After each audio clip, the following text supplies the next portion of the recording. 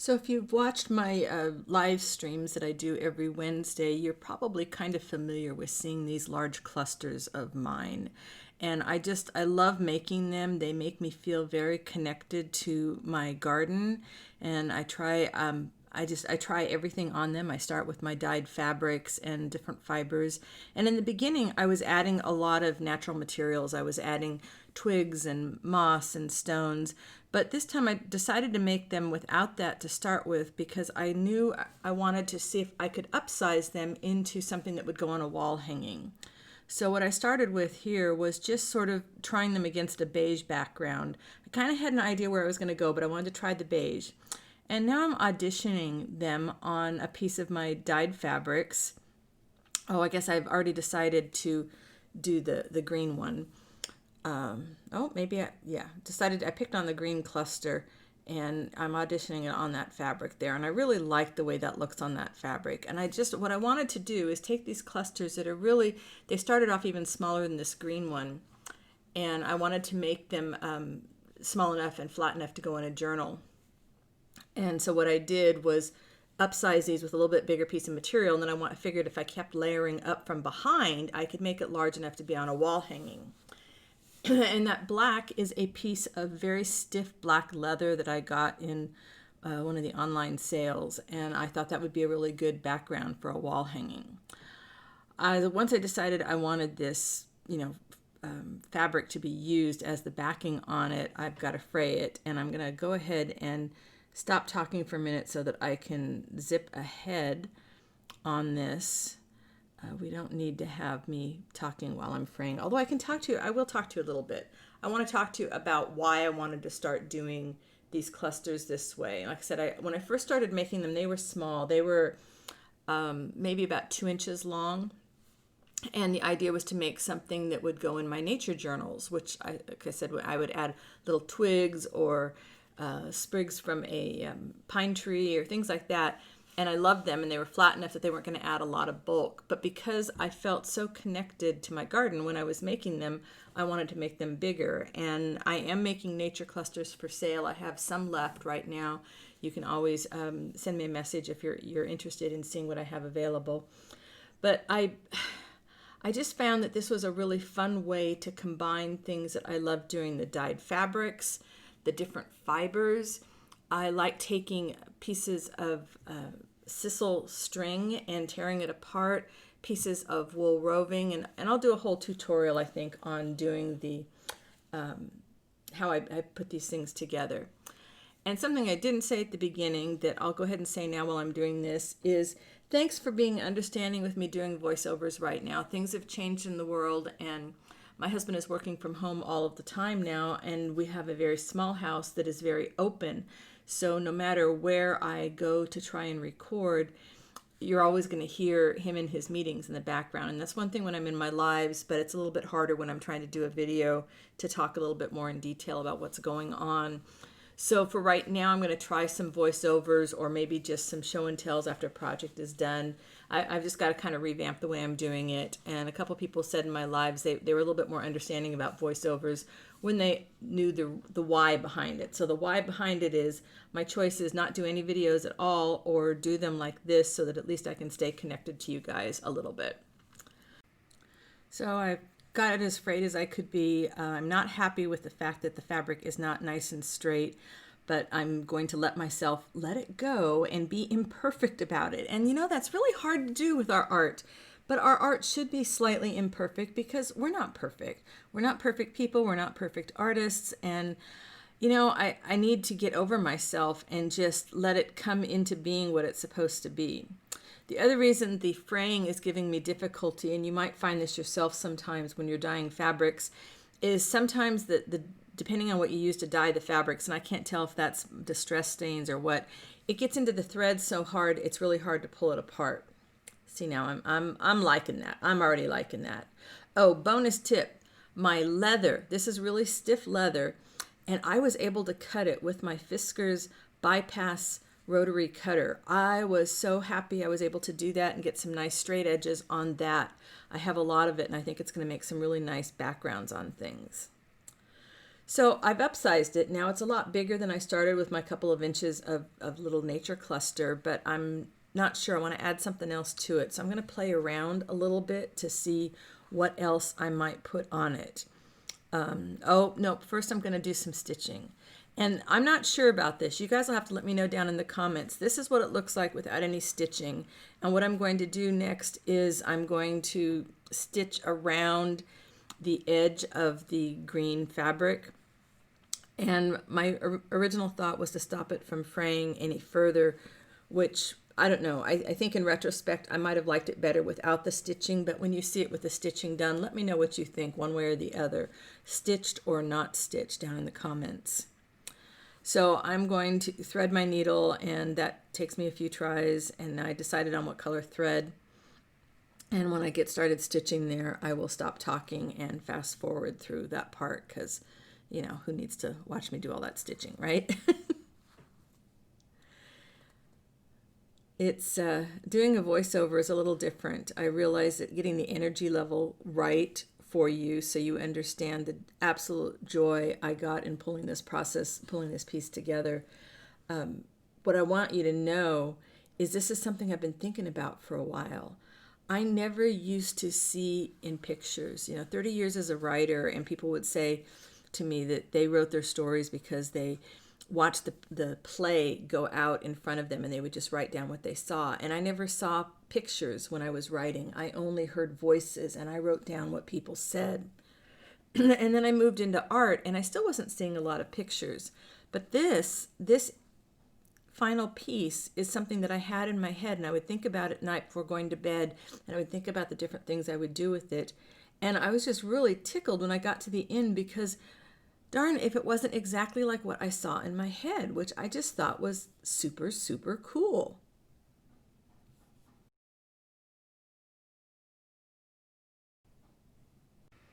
So I'm just about at the end here tying these knots, and I did not want to try and explain all the different ways that I did the stitching wrong. Oh my goodness, it was crazy. I kept putting my knots on the second set of knots on the right side of the fabric, and it was, sometimes you just need to do a do-over 1 or 2 or 3 or 4 times. But it did finally get stitched, and like I said, I'm not sure whether I like the stitched edge better or maybe it's just different. But I think the next one I do, I might not do the stitching like that. But I have to play around with doing a few more things now. So what else do I have here? I've still got, I still like the way that all looks together, but now I want to add something else, and I'm not quite sure what that something else is going to be. So I've got some bark. That's some bark from our privet tree.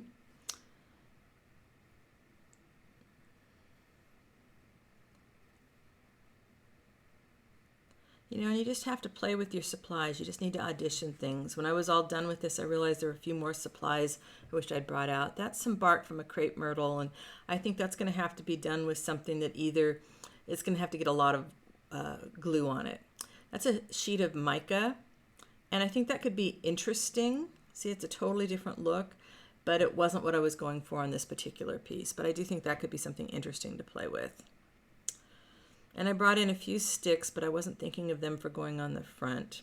That is a piece of birch bark. I had a couple of friends that sent me a couple different kinds of birch bark to play with, and when you see what I end up doing with that, I was really tickled to find out I could sew right through the birch bark and it didn't dissolve, which was great.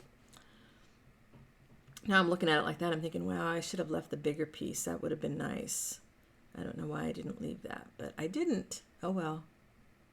Do you take pictures of your work so you can look at it in different stages?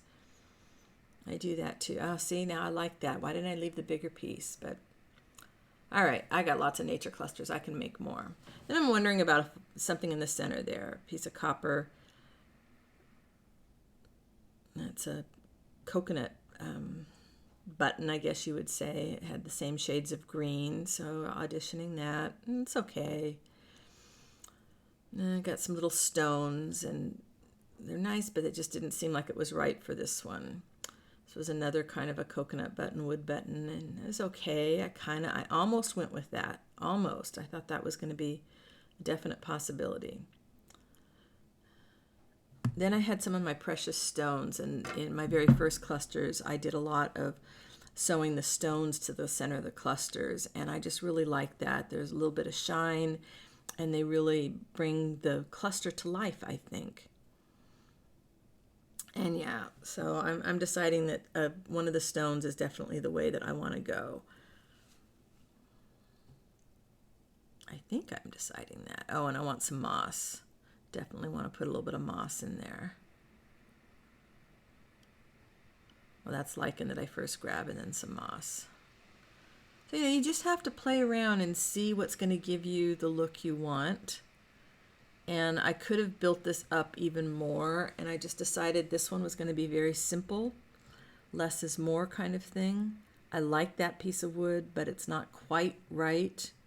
And I didn't want to break it in case I wanted to use it as a Y shape later. But I did like the moss, and then that makes my stone pop a little bit more. So that's kind of where I decided I was going to go, I think.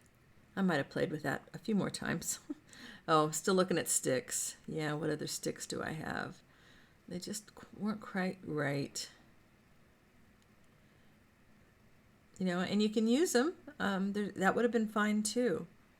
I do think I want to do a great big one, or maybe a series of small ones that are linked together. I think that might be kind of fun, is to do these, like maybe 3 of them, and wire them together so I have one long wall hanging. That might be interesting.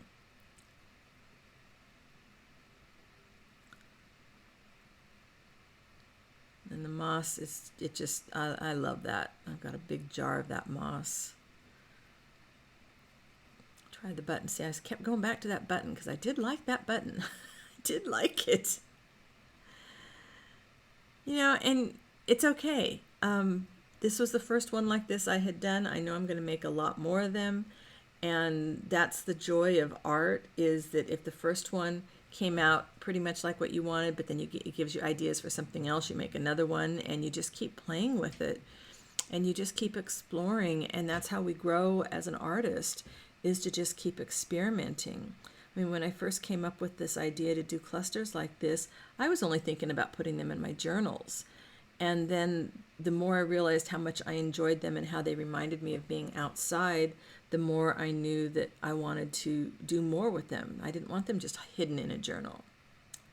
So I decided maybe a smaller piece of bark is enough on there. And I do kind of wish now I'd done something on the other side, but that's okay. I'm not going to second guess myself. You can let me know down in the comments, did you like the big piece of bark, or is it okay that I made it smaller? And I made the privet bark a little smaller too. And this just takes dinking with it. You just have to just keep playing around with it and see what you like in the moment, and you can come back a day later. Now, one thing I do a lot of the times when I'm doing this kind of work is I lay it out on my island in the studio, and the best way to do it is I have a piece of white foam core board, and I lay it out on that so that I've got no distractions. Like right now, all the distractions around on my desk. So if I'm doing a torn paper collage, I'll lay it out on the island, and then I'll keep coming back to it. I'll walk back and forth by it and see, you know, if I'm happy with it or if it throws me off every time. I'm determined to try and use a piece of that bark from the crepe myrtle, but it's not going to work. It's just too brittle. And that's okay. I can use it in other things.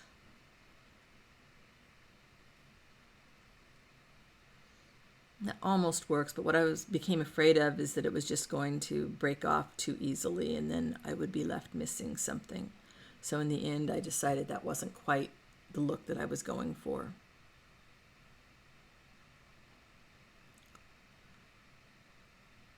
Now, if you don't have a lot of fibers, take a look at the threads on your desk when you finish cutting a piece of fabric. I mean, you can see I've got a bunch of threads up there in the upper right-hand part of the screen that I pulled from, you know, when I was fraying this piece of fabric. I'll use those to make another cluster.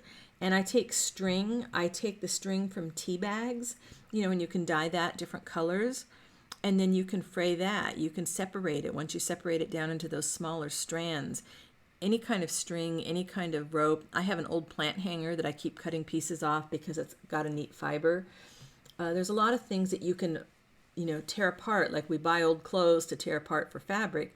You can tear the different fibers apart so that you can create different layers of things there. I've also got some wool roving on there, and I bought a few sample pieces of them on Etsy, and then a friend sent me a few different ones in different colors, and it's not that expensive if you have to buy it. If you just get the really, because it comes in like 1 or 2 ounce little hanks of that, because a little bit goes a very long way, and a couple different colors of that just really added something to it. I think what else is on there? There's some burlap, and there's on the left side, the green is a cotton netting that the dollar store around Halloween time, they'll put this out for like spider webs or pirate nets or something, and it takes dye really well. But I use a lot of the threads from sewing. I really do. I save them all. I have them sorted by kind of color families, and you'll see me bring those out an awful lot of the time. Sometimes just plopping those down on something with a little bit of glue and see what sticks, it adds another layer. You get another dimension to your piece. All right, so now I'm just trying to get the rock sewn onto the center of the cluster, kind of in a crisscross fashion because of the way I don't want to hide too much of the rock. And what you'll see, I'm zipping along on here, and then I try to slide the threads over, and then something happens and I have to start all over again. But that's okay, because that's how we figure this stuff out, and I could have done it a little differently if I'd have been thinking, but it doesn't take much to hold them on. And if you get them at the right angle, you get a little bit of balance tying them on at each end. They stay in place. I don't know, there's something about having that little shiny something in the center that really sets it off, and I'm glad, because I have a ridiculous amount of these precious, semi-precious stones that I bought years ago when I thought I was going to do mosaics, and I have never done a mosaic in my life. I don't imagine I will do a mosaic. I might do one out on the cement outside my studio, because I collect a bunch of the broken crockery we find on the property, but yeah, I'm never going to do a mosaic, so I've got lots and lots of these to use up, and I'll have to find some more ways to use them up other than just sewing them on the clusters.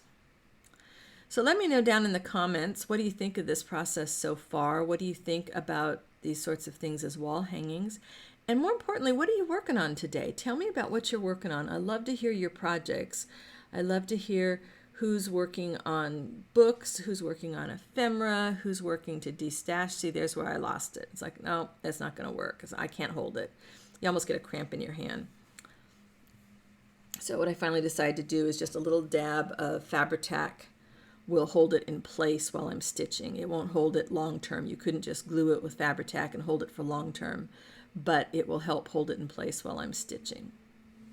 So yeah, let me know down in the comments, what are you working on? Because I know a lot of people are doing, it's December right now, they're working on their December dailies, and I don't do something like that, but I love seeing everything that people are doing with them. Maybe some of you are working on Christmas gifts. I am going to make some more of these, I think, but first I'm going to clean up my desk, and I'm going to clean up the studio, and I'm going to sort through a lot of stuff that's in the sunroom. We have to decide whether we're going to keep or get rid of. All right, so I'm back to trying to get this stone stitched on, and I got a handle on it now. It's going to stay, it's not going to slide around, and I can get it secured on both sides.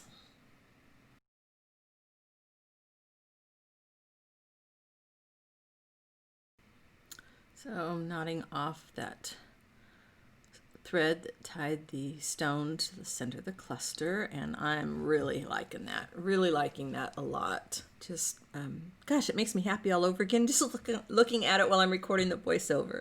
I know, I'm a ding-dong. Testing the bark to make sure that I could put the needle through and it wasn't going to crack on me, and that's got me super excited because I have ideas of things that I can do with that bark that I think is really going to be fun to play around with, and I'm so grateful to my friends that sent me the different kinds of bark. If you've used bark in your work, I would love to know what kind of bark you love to play with. I've got the crepe myrtle bark, I've got some manzanita and madrone bark, and the crepe myrtle, manzanita, and madrone, none of those are going to be very good for stitching through. And then I've got the birch bark and the privet bark, which I discovered I could stitch through as well. I'm not sure what else. Possibly some threads from a redwood tree. I have to go over to my in-laws and see if there's any that's fallen, because of course you don't want to take that off the tree. This is really interesting experience for me to watch the video back like this and kind of see if I would have made different decisions when putting it together. I think if I had stitched that entire piece of fabric, that is one thing I might have done just running stitch across the entire fabric and then put that down. It would have been an entirely different look for the piece, but right now the simplicity of just that, and I think the next one I'm not going to do the stitching around the edges and see what that looks like. You know, this is not a lot of expense in materials.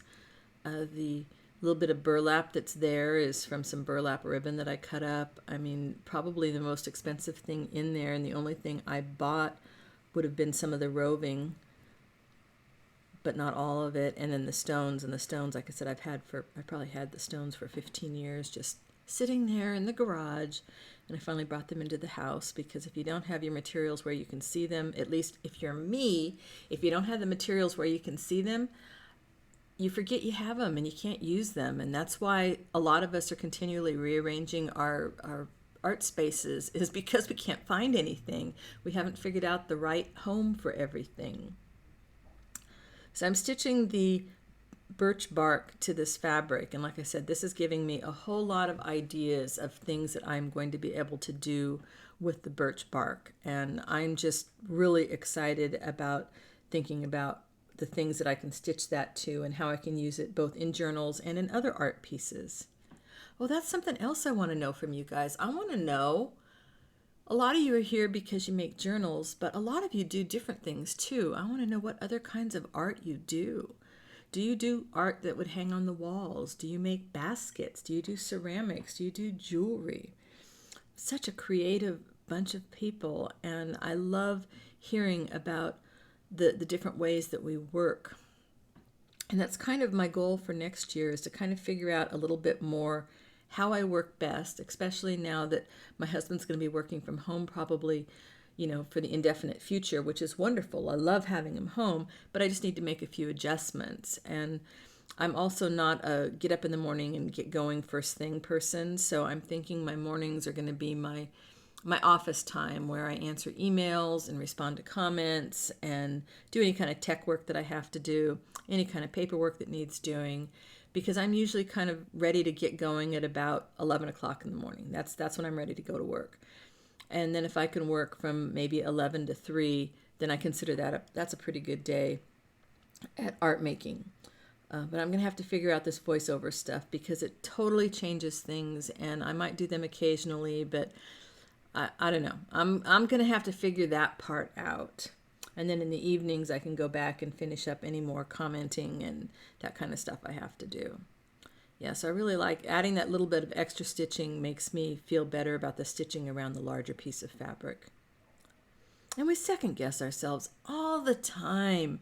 And we shouldn't. We can't help it. I mean, it's human nature. But, you know, I wish I could teach myself, train myself, that it's all fine. It's all good.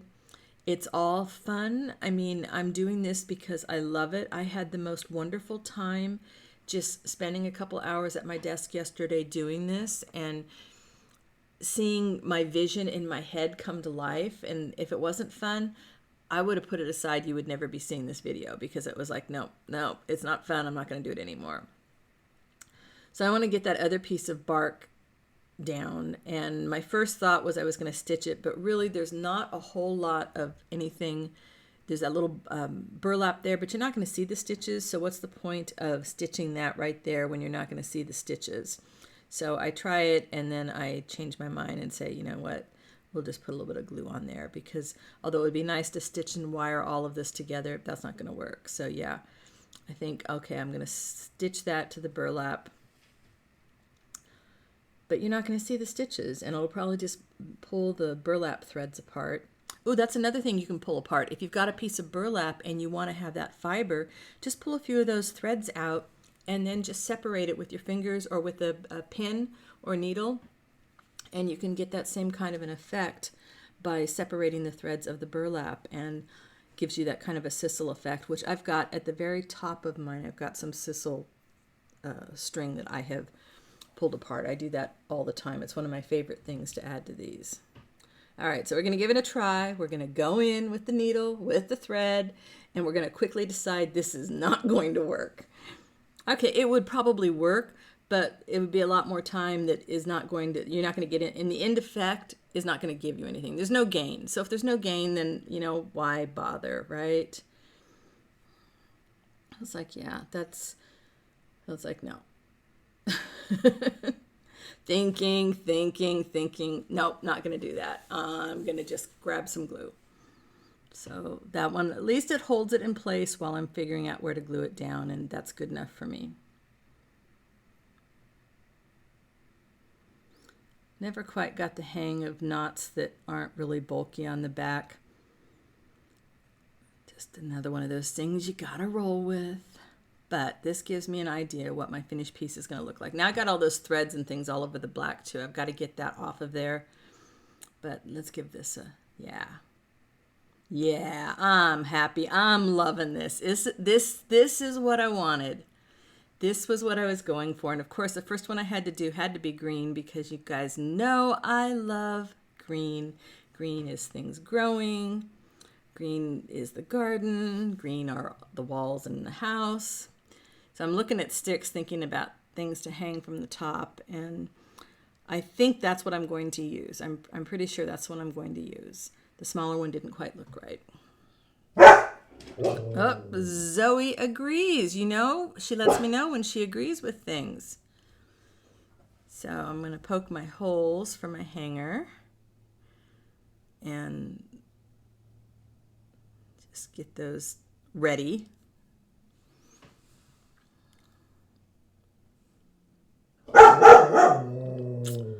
Well, you know, when I'm doing a video, there's not a whole lot I can do about it when Zoe's back there barking at people walking by. If you watch my videos before, you know all about it.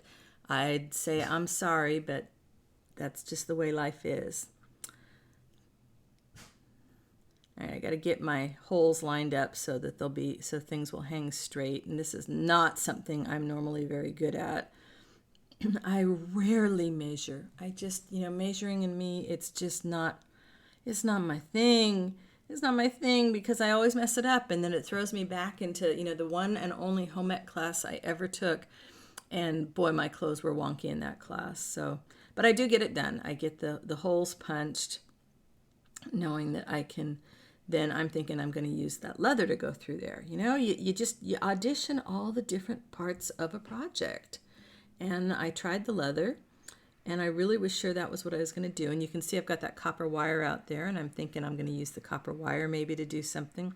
Didn't use that, but I will in the next one, or the one after that, or the one after that. So get the holes punched. Be careful not to punch your fingers. I was very good. I didn't hurt myself on this project. I didn't do any damage, did not draw any blood. That's always a plus, right? Always a plus if you can do a project and not draw blood.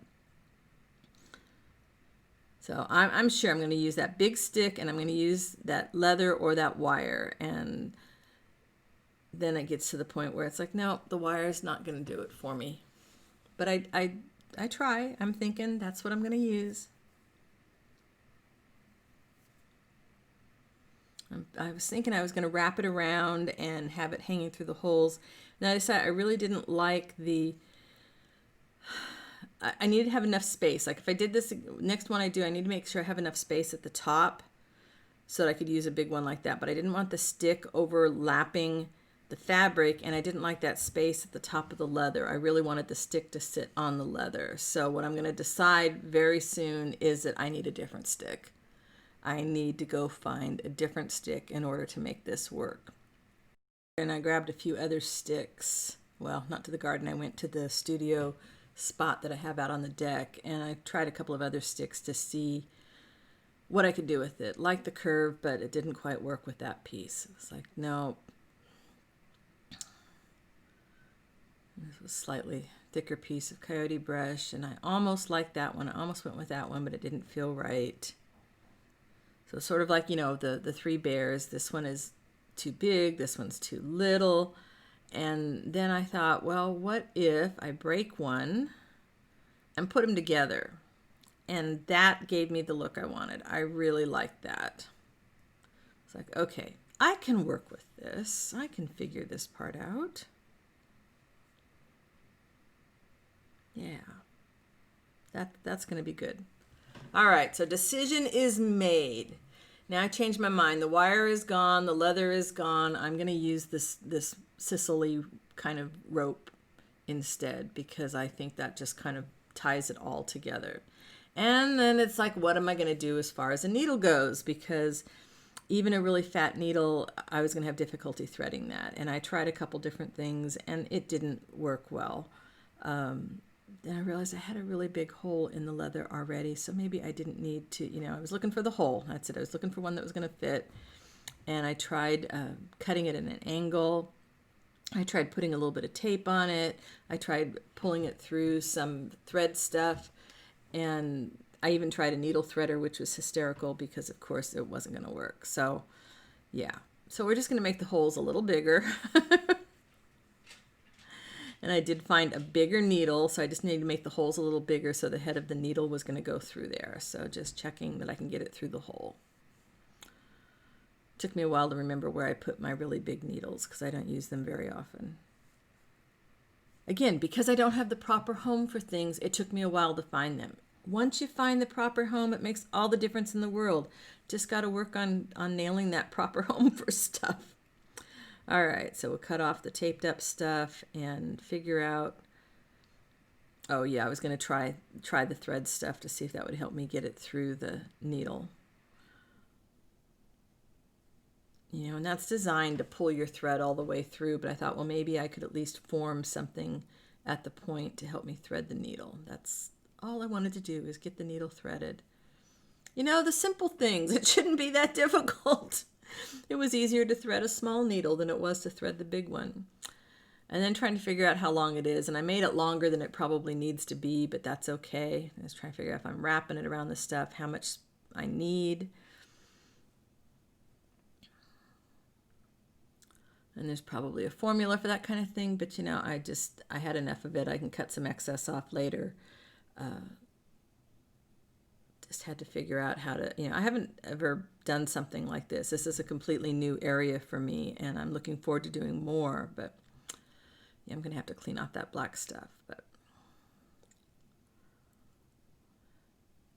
I tried to do it without the needle. That didn't work, so I really did need the needle.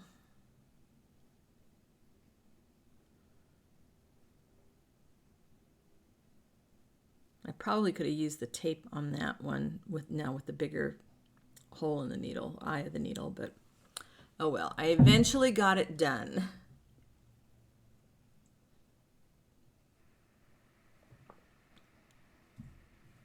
I got to think about how that's going to sit. How are the sticks going to sit on top of there? You know, it's all engineering when you start thinking about something that's going to hang on the wall and it's not on a traditional canvas, which makes it very easy. You know, and you could do this sort of thing on a canvas too. I could paint a canvas with some kind of a background and then attach one of these clusters to that, which I might play around with as well. So then it's like, okay, so what are we going to do? How are we going to do this? Figure this out. I'm loving that leather though. That was just really loving that as a background.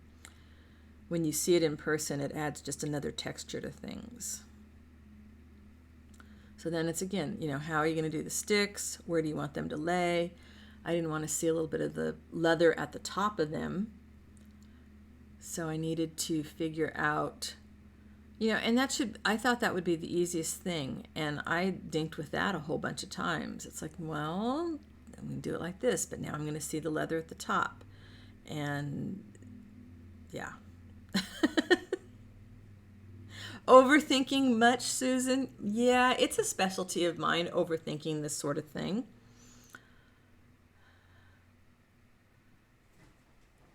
But I kind of figure it out and decide this is the look I like.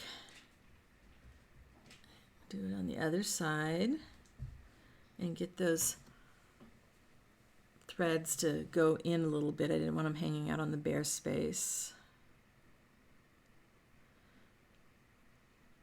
And then I think the top of it still bothered me a little bit there. I was going to have to figure out how to, oh yeah, get them going the same direction.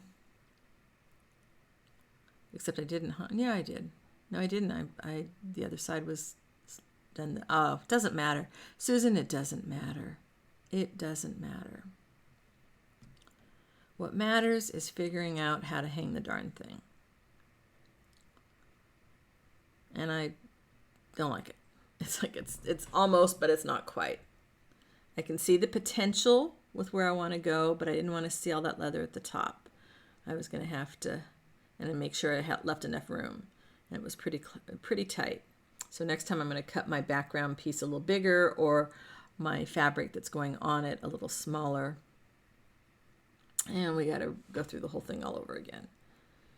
I should have probably just fast forwarded through all of this, but you guys are hanging with me. If you're still hanging with me to see the finished project, thank you. Thanks for hanging with me through this first voiceover. It is telling me a lot about how I work, watching myself doing this and trying to describe it, and thinking about how I can maybe make some changes going forward. I'm not sure, but you know, everything is a work in process. Work in progress. All right, so I know that's what I want. I can get it to the very top of the leather. I'm going to do it again.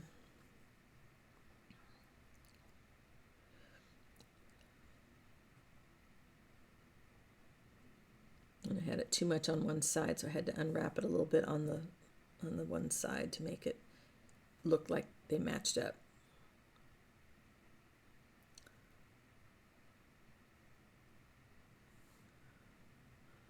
Oh, I guess I didn't unwrap it there. I thought maybe I'd come back and do another knot. I can't remember. It was only yesterday. It was only yesterday that I did this, and now I'm already forgetting what I had done.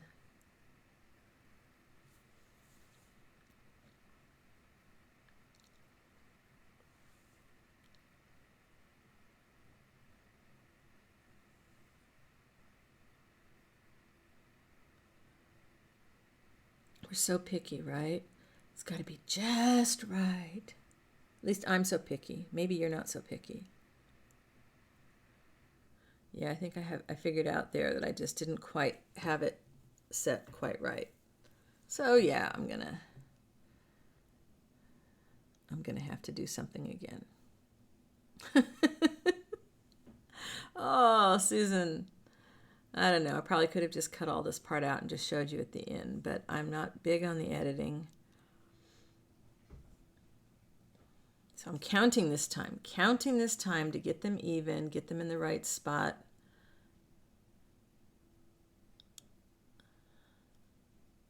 Thinking I was going to make a knot there, and that didn't quite work out right. You're probably screaming at the screen, right? By now going, enough already, Susan. Tie it off. Cut this out. I don't want to see this stuff. Just show me when it's all done. And if that's the case, just go ahead and fast forward to the end and you can see the finished piece. But some of you don't mind seeing the fumbling. Some of you realize that we're all fumblers. This is how we figure things out. And that doesn't mean that the next time I do one of these and I tie sticks to the top, I'm still going to fumble. I'm going to fumble because that's kind of the way I make it through life, is I fumble and I redo and I keep trying. And that's all we can do, right? No matter what life's throwing at us, whether it's with art or the garden or talking to our kids or what have you, you know, you fumble and you get back up and you do it again. So now I think I got it figured out.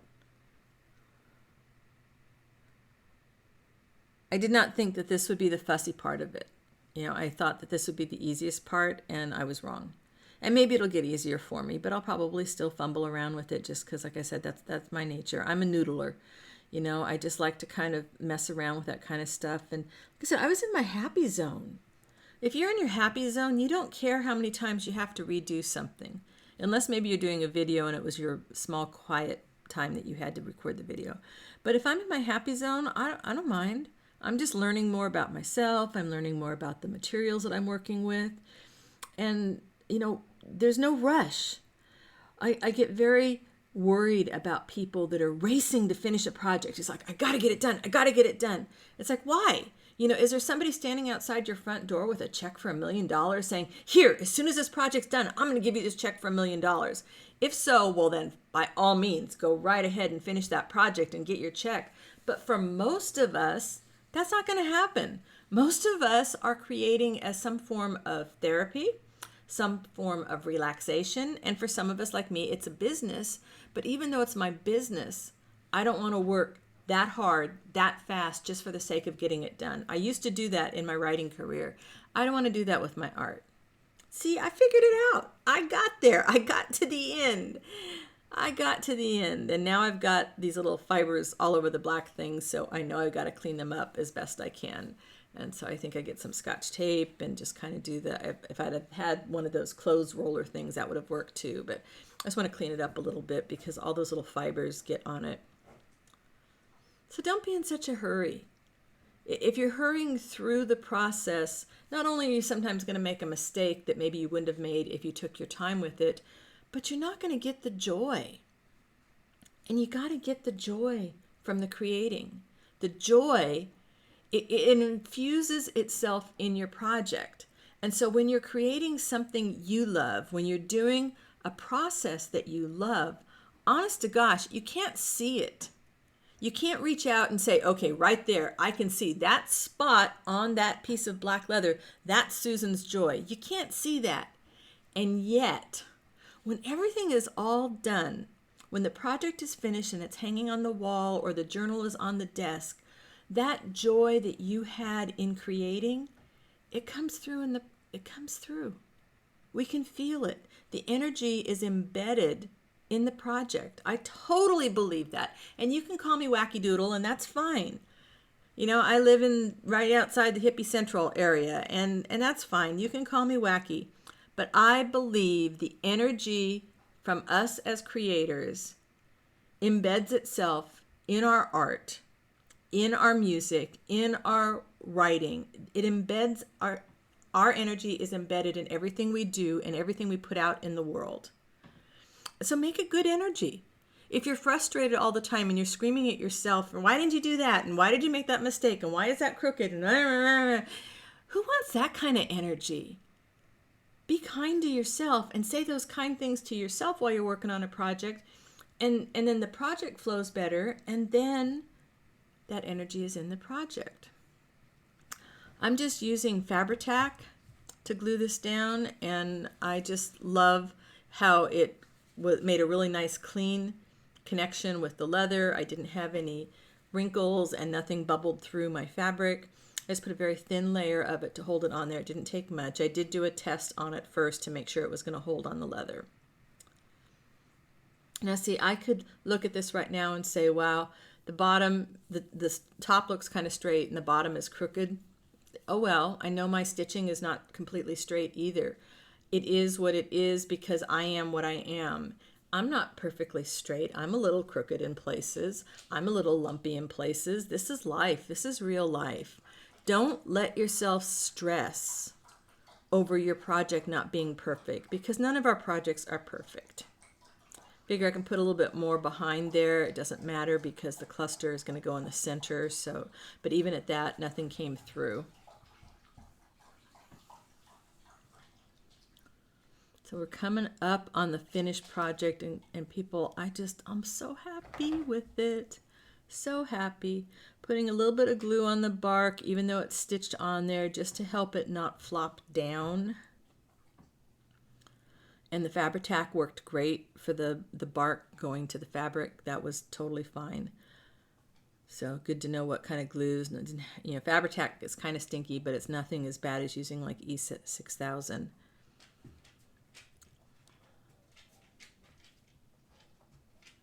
So I put my heart, I put my love, I put my energy into doing this project. And I hope that's what you're going to do too. I hope you will find your joy in your process and put that joy into your energy. Let it flow. Enjoy the art that you create. Enjoy the time you spend creating. and then go out there and share that art with other people, because that's it. You know, we make and then we share. And when we share, there's that connection, right? There's that bridge that happens between us as makers.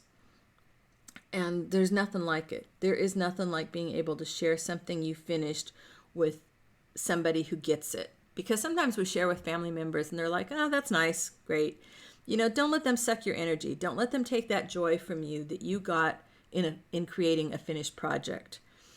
I was just so tickled to death with finishing this, and I wish that I could take it to a couple friends' houses and show them, or take it to my retreat and share it with those friends, but I couldn't. So I'm sharing it with you. I'm really happy. Have a great day, and I will see you next time.